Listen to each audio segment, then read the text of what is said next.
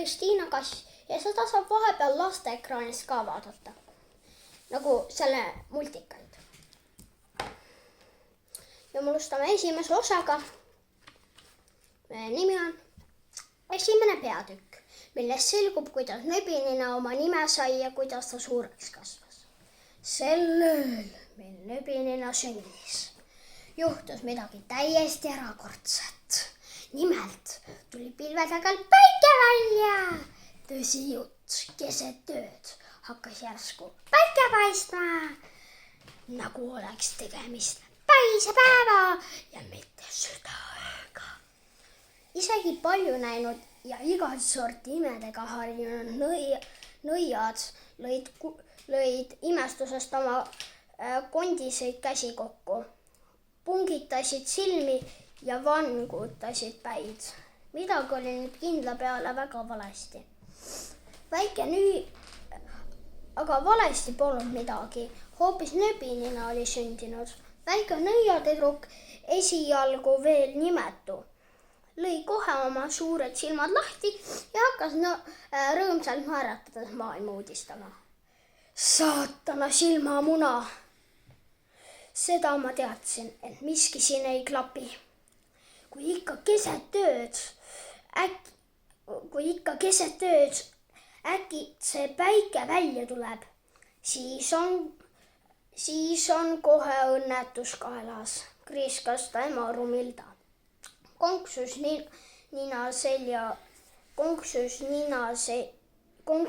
selja üleni vistrikulise näo ja mustade sorakil juustega nõid. Kui oma last esimest korda nägi, niukene vilets niru, säärdune hale piitsavarras, häbi pealegi vaatab, ptui, sajatas ta maha sülitades. Vastne nõiabeebi oli tõepoolest ainult 2-3 kilone kõhn vibadik ja mitte selline priske 10 kilone nagu nõidade munadest tavaliselt koorus. Jah, nende lapsed tulevad munadest nagu lindudel. Aga kõhnus polnud sugugi beebi ainuke omadus, mille kallal sugulased kohe virisema hakkasid. Niukene vastik värvi nahk tal on, võdistas oma hallika jume üle uhkust tundev tädi Koleera õlgu ja torkis lapse roosat ihu pika küünega. Ja vaadake ta nina, kas olete kunagi jõledamat nina näinud? Kisendas vanema vundamenta, kirtsutas põlastavalt oma karvaste sõrmedega konksnüna ja väristas rinnuni lõppuvaid lõualotte. Uuel nõiabeebil ei olnud tõepoolest sellist suurt ja kongus nina nagu teistel vastselt koorunud nõialastel, aga ka pikka või teravat kartuli nina. Tal oli hoopistükkis väike püstine ninaneps. See oli midagi sedavõrd enne kuulmatut ja lähimate päevade jooksul lendasid kaugete maade nõiad beebit lausa parvede kaupa uudistama. Moor Rumilda tundis maimukese välimuse pärast ütlematult suurt häbi. Ta määris tüdruku nahapuriga kokku, et see nii roosa välja ei paistaks. Ta püüdis last iga päev usinalt koledate nägude ja röögatustega ehmatada, et too liiga sagedasi oma totakat naeratust ei välgutaks. Ja kui tütrele esimesed hambad suhu tekkisid, siis mätsis ta need mustikatega kokku, et need natukenegi vähem valged näeksid. Aga mingid tavalised nipid ei teinud väikest nõiatüdrukut sugugi ilusamaks. Viimaks pöördus nõiamoor Rumilda oma murega peanõia poole ja küsis, kas ehk säärduse õnnetu olukorra puhul ei võiks nõiaseadus nõiaseadus erandit teha ja lubada last veidi kenamaks võluda. Mitte ilma peal! Reeglid on reeglid ja nendest üleastujaid ootab igavene hukatus. Komistas peanõid oma konksus näppu viibutades. Igavene hukatus oli midagi, mida kõik nõiad kohutavalt kartsid, aga mida keegi päris täpselt endale ette kujutada ei osanud. See võis tähendada elu lõpuni sillerdava kuldse vihma käes seismist või pehme valge pilve all inglikoori kuulamist. See võis tähendada ka piimajõgede ja pudrumägede keskel elamist või kohustust süüa kogu edaspidise elu jooksul ainult maasikaid ja vahukoort. Igapäevast roosiõie vannis kümblemist ja juuste kammimist ning metsloomade toitmist ja paitamist. Igatahes oli igavene hukatus midagi nii hirmsat, et ükski täie mõistuse juures olev nõid seda õnnetust endale vabatahtlikult kaela ei kutsunud. Pettunud Romilda vajus veelgi enam küüru ja sülitas südame täiega läraka rohelist tatti parajasti möödavale konnale pähe. Tollele kasvasid seda maid selga pruunid harjased, mis tegi nõiamoori tuju vähemalt sutsu paremaks. Kuule, Romilda, kui sul natuke õnne on, siis võib selle sinu peletise nina külge mõne aasta pärast paar prisket suulatüügast tekkida, püüdis peanõid värskelt tema lohutada. Või siis kasvab tal kunagi lõug musti karvu täis. Ega see ole muidugi sugugi kindel, kõveramaks ta nina vaevalt enam läheb. Teised nõialapsed hakkasid noort nõiatüdrukut nöbinennaks pilkama. Ajapikku hakkas isegi oma lihane moor teda selle nimega kutsuma ning vorst ei mäletanud enam keegi, mis oli nöbinina õige nimi või kas tal üldse kunagi oli muud nime olnudki. Ma tõesti ei tea, mida ma selle plikaga küll peale hakkan, kurtis Romilda tihtilugu teistele nõidadele.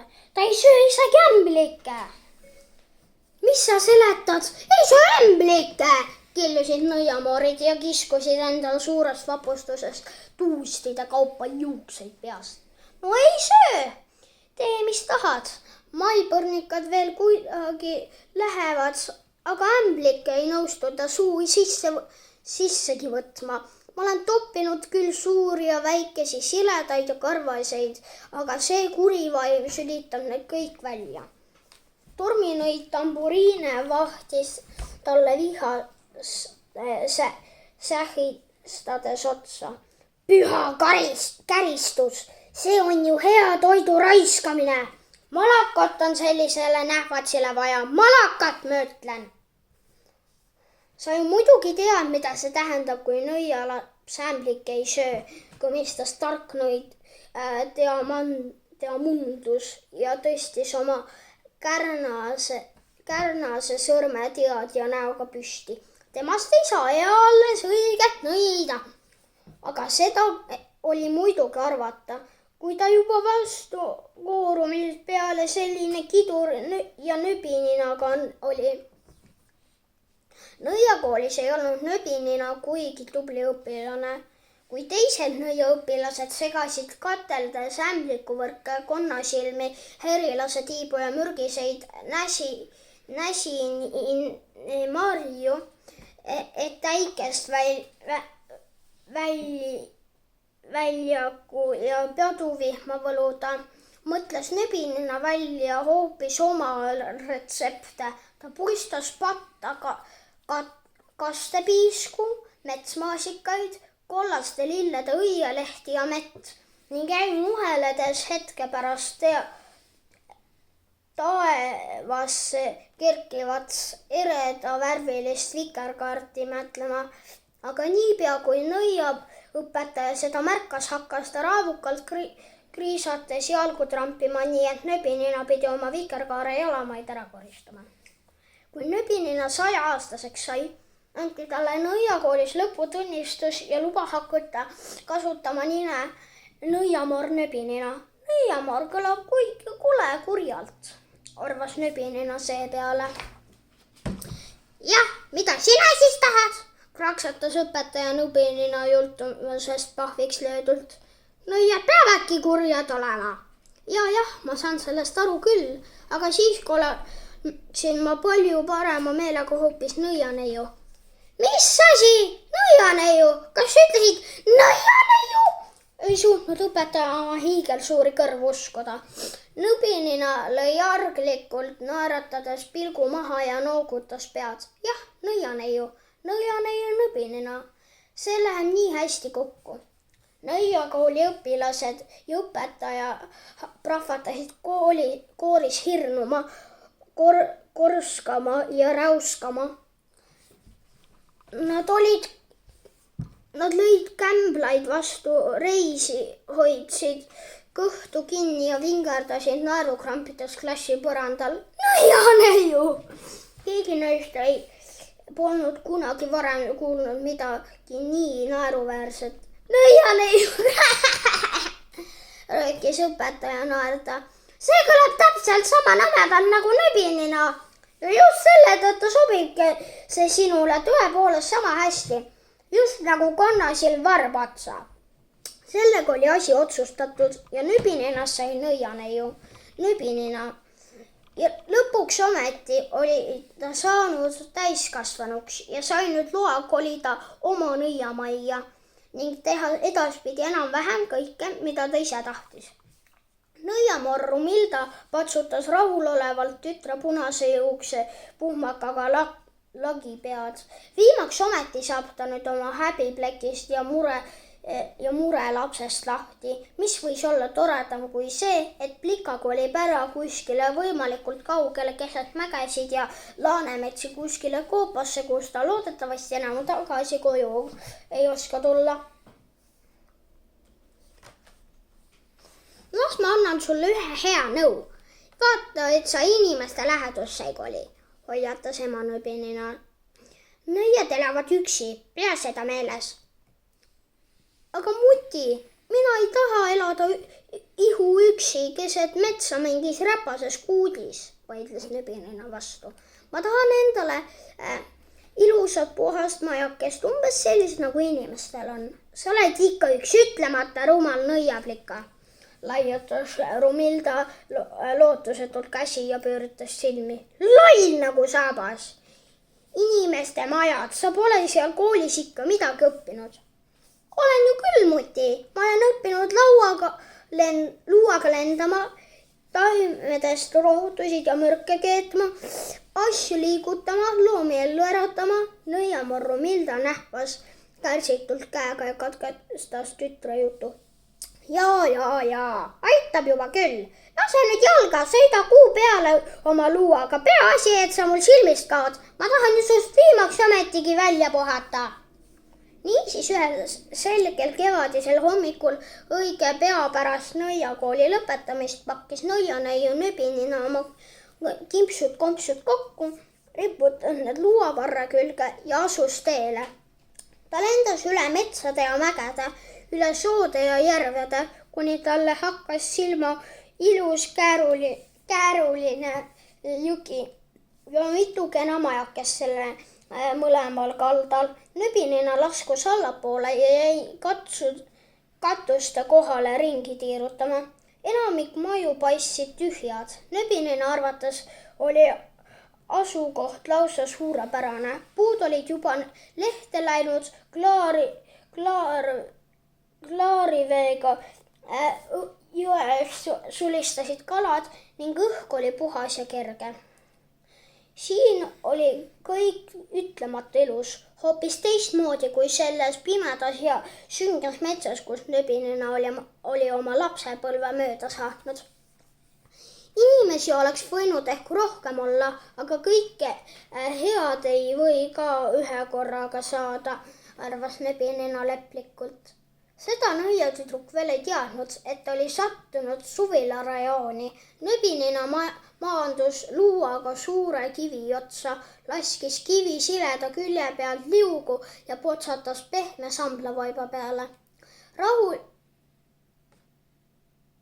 rahuli olevalt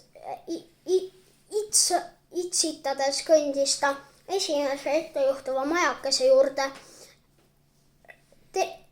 ja kiikas selle aknast sisse. Võta näpust, majas ei paistnud kaminat. Nööbininal oli lahtist tuld vaja, et oma nõiajooke keeta.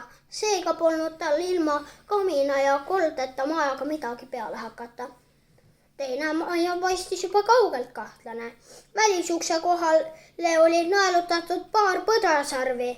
Aknast sisse piiludes avanes loomasõbrast Nööbinina jaoks veelgi koledam vaatepilt. Riiulitel olid reas linnu, orava ja teiste väikeste loomade topised. Seitel olid riputatud hulk sarvedega põdra ja hirvepäid ning seitele olid riputatud ning toa nurgas seisis hamba irevil koguni suur kohevilk karvaga ilvese topis. Nööbinina tagurdas vapustatult akna juurest eemale. Selle maja elanikuga ma tahaksin küll veidi juttu ajada, puhises ta tigedalt. Ja seda ma ka teen, kui ma ta ainult kätte saan. Nööbinina marssis läbi metsatuka 3. suvila juurde ja heitis jälle pilgu aknast sisse. Avaras toas oli korralik kamin. Kamina ees põrandal oli ilus triibuvaip ja vaiba kõrval kena kiiktool.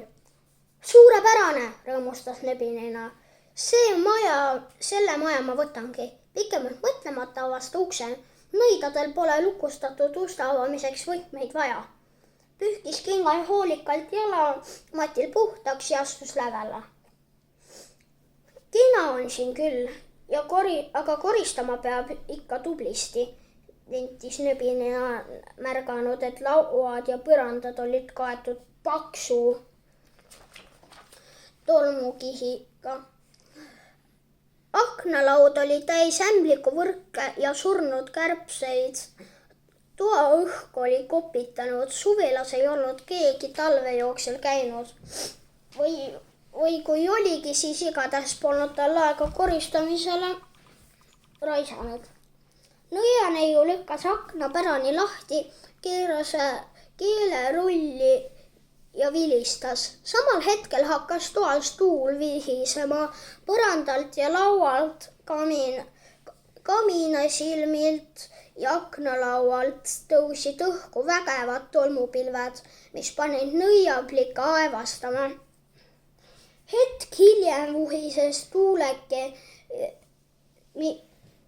keeris aknast välja, viies kaasa kõik tolmu ämblikuvõrgud, tuha ja väiksema sorti prahi.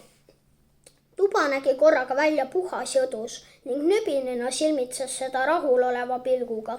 Kamina ees seisev kiiktool oli tuulest veidi liikuma hakanud. Nööbinina võttis sellel nüüd ettevaatlikult istet ja proovis ennast liigutada. Ta polnud kunagi varem kiiktoolis istunud, aga see tundus igatahes mõnus. Mida kõike vahvat olid inimesed küll välja mõelnud. Nööbinina kiigutas ennast natuke julgemalt ja see tundus veelgi toredam. Selline elu mulle meeldib, õhkas Nööbinina rõõmuga. Ta sättis jalad toolile risti, nipsutas sõrmi ja tool kiikus iseenesest edasi. Nööbinina silmalauad vajusid tasapisi kinni, käed libisesid käetugedelt sülle ja ei läinudki kaua aega, kuid oligi juba sügavas sunne suikunud. Ei kuulnud ta läheneva auto mürinat ega seda, kuidas auto suvila õuele keeras ja kuidas sellest ükski uksi paugutades isa, ema ja 2 last välja astusid. Nõianeiu Nööbinina ei kuulnud kui midagi, sest et tema magas sügavalt õnnelikku nõiaund.